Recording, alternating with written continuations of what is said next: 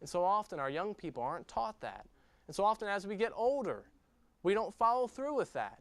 We don't think and consider, what are my mom's needs, especially as she ages?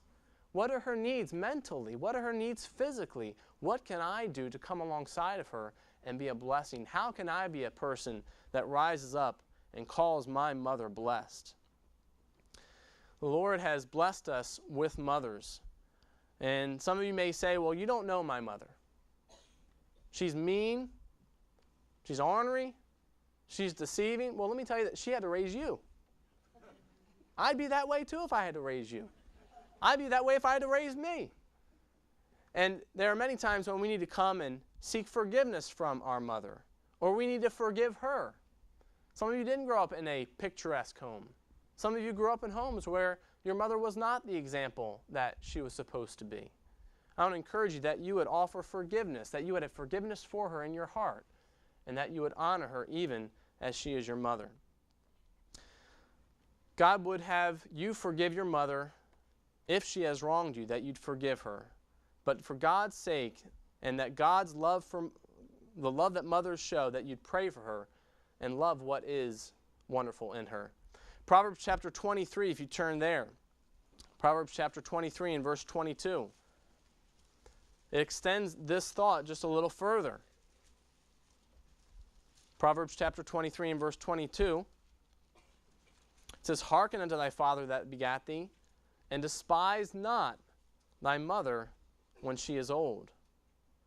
As age sets in, certainly the mind changes, and health fails, and strength wanes. Will you despise your mother when she is too old to be of service to you?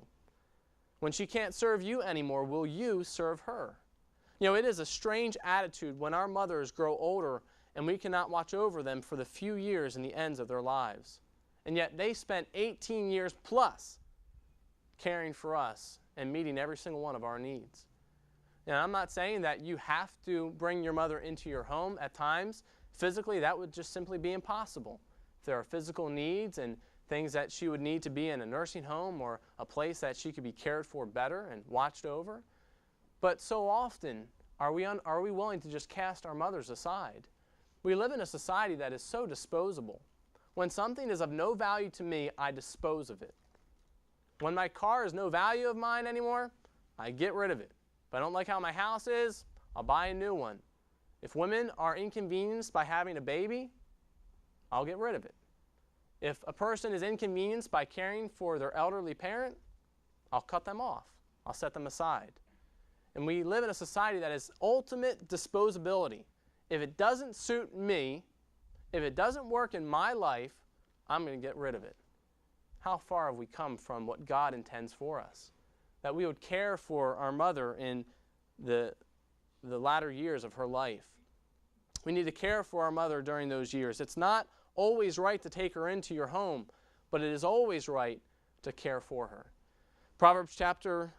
Exodus now, if you turn over there. The book of Exodus, chapter number 21.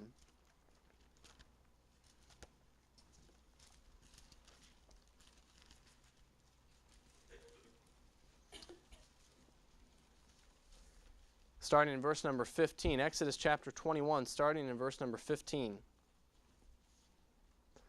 And this is an interesting passage, and I don't know that we'll ever go back to this, but it says in verse number 15, and he that smiteth his father or his mother shall surely be put to death. It's pretty serious. And he that stealeth a man and selleth him, or if he be found in his hand, he shall surely be put to death. And he that curseth his father or his mother shall surely be put to death. The word here, curse, is the word or the idea of making light of. It's the exact opposite of honor. The Hebrew word for honor, as well as in the Greek, is the idea of weight. That you give something honor, it has weight or value. If you curse something, you are dishonoring something. You are giving it no weight or no value. You are treating it lightly. The idea is to be disrespectful or to make fun or mock. See, God is not into the buddy-buddy philosophy of parenting. Parenting is to have a loving and strong authority, not a chum who's there just to hack through the life with. but that you would have a loving and a strong authority, not to have simply someone who is a playmate for your child. Note, there is no statute of limitations to the verse that was given here. Talking with children of all ages, being 40, does not give us a right to treat our mother lightly. Our country, unfortunately, is filled with Dr. Spock kids who have rebelled against their mother's authority. We see in this country, we've seen what has happened when children are given a place of prominence above their parents. A child's opinion is just as valuable as a parent's. Now, is that true? Micah likes to put his hands on top of tables. He doesn't know the difference between a table and a stove. Now, is his opinion that it's fun to put his hand on top of tables as valid as my opinion that he shouldn't put his hand on top of every table? No, they're not equal. I understand things a whole lot clearer than he does. And I instruct him that when he goes by the stove that he's careful. You don't put your hand up on top of the table. Micah likes to take metal objects and stick them into electric sockets. That's his opinion. That's fun.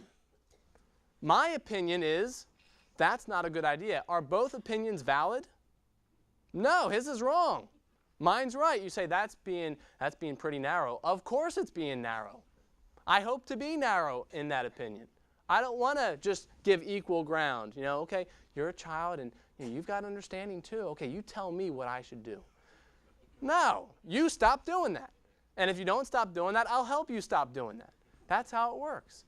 It's not of equal value. And the same idea, we need to come to a point that our children need to be trained. They need to be instructed in the way that is right. And even as your children age, there are so many questions and so many things that come up in the teen years that you need to instruct them, encourage them, and help them through those questions and through those struggles. As they get into marriage, there are a lot of things. Did you know everything when you first got married about marriage? You learned a lot, didn't you? You're like me. You learned the hard way. You learned a lot of different things.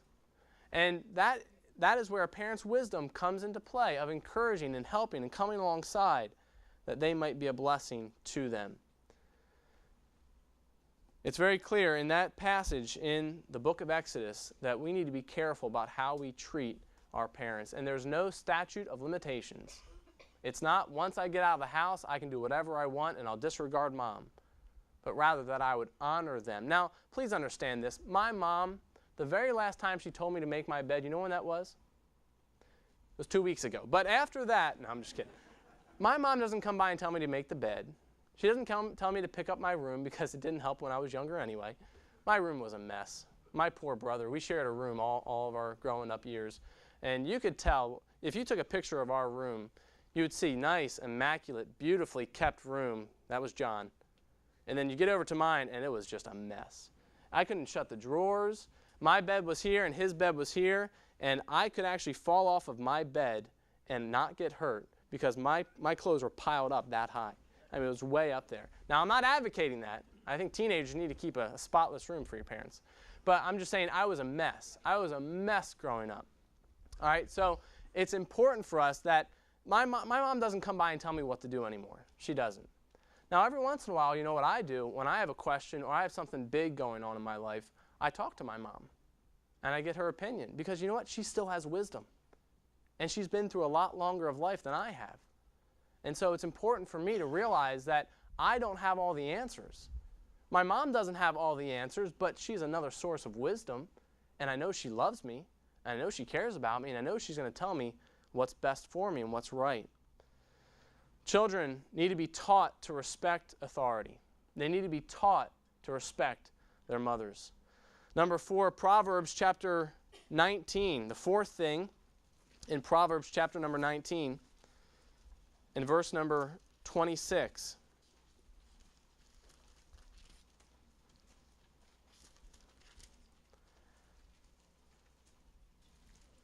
Back in the book of Proverbs, verse 26 of 19, chapter 19, it says, "He that wasteth his